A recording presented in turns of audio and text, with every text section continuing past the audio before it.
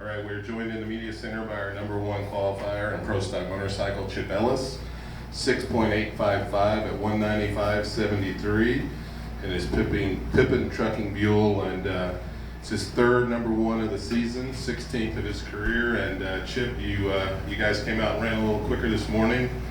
You said the second session maybe you left a little bit out there. Yeah, I think we left a lot out there. Track got a little greasy on us, and we were just trying to be too aggressive and spun the tire pretty hard in the first gear. So that lost us about at least 400. So I think we probably should have went 88 or 89. But we ran a big mile an hour, 196, over 196 mile an hour, and on our weather station, the adjusted altitude's 3,700 feet. So we know we had the horsepower, and that was a good tune-up run for tomorrow, because now this will be the conditions that we race in. So we know where we should be first round tomorrow, pretty close. Have you guys, to get in the countdown, have you been doing the math over in your pit area, kind of with the 3 points that you've got for being quickest in at least both of the sessions? I hadn't thought about no points. I'm just trying to think about getting this motorcycle down the racetrack, one run at a time, and figure if I can do my best job, and we as a team do our best job, then the points will take care of themselves. And I promise you, I'm not getting hung up in any points or any of that stuff. I'm just having fun. It's hot though. Black leathers and black racetrack and black motorcycle. It's hot, but I'm not complaining, because I worked in North Dakota for 2 years and it's 57 below out there. I promise you, I'm not complaining. I'm just making a statement.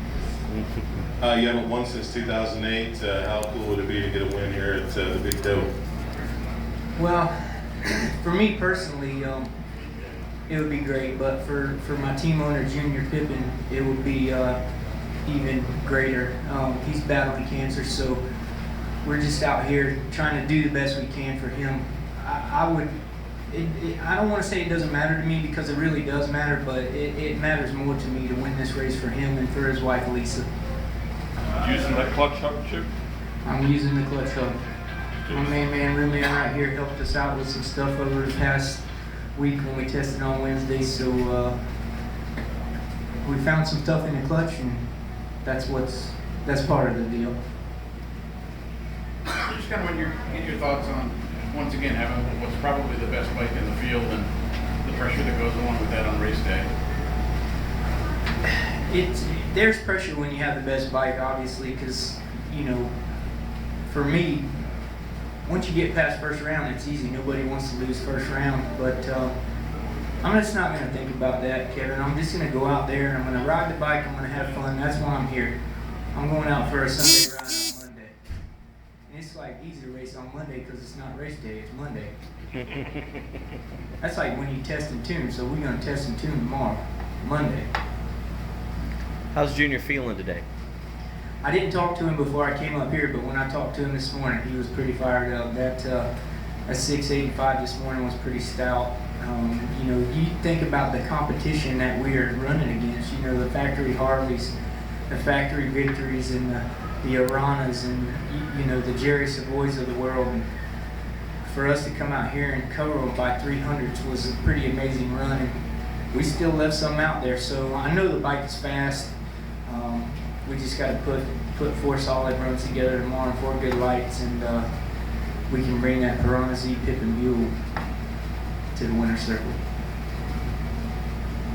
Anything else for Chip? Yeah. Earlier this year, you didn't even override. You missed Gainesville. Could you have imagined yourself being in a position where you're low qualifier in Indy and on the verge of making the countdown?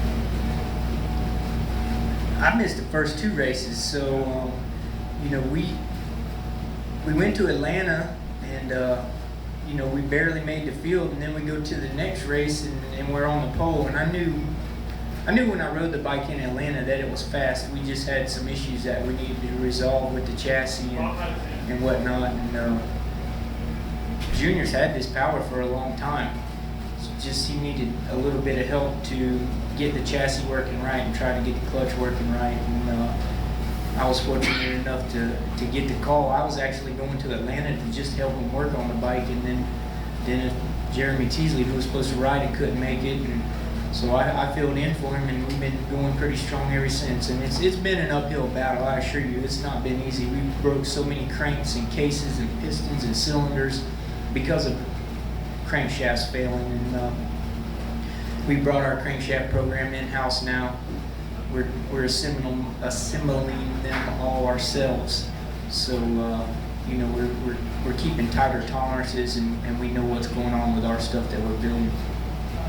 When did you first talk to Junior about doing this? I knew you were going to go to Atlanta to work on the clutch, but when did he first talk to you about this? Well, I was talking to the guy, David Boss, that's been working on the bike for a long time. They'd call me from time to time and ask me questions and whatever. And, you know, I've known Junior Pippin for a long time. The first Buell that he had, I built that at Star Racing with Ken Johnson and George and the crew, and, you know, made the first laps on his bike. And we've been friends ever since, you know, and I spoke to Junior a lot. And actually, when I left Star Racing and went to Schumacher, I was going to go to work for Junior then. Really? But he said, man, it's a better opportunity over there at DSR, go do that deal. So here we are, what, 7, 8 years later, and we're back in business, I guess, so to say.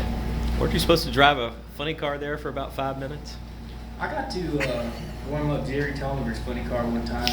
They put the stop on that real quick when I tore the clutch out of it, just warming it up. So.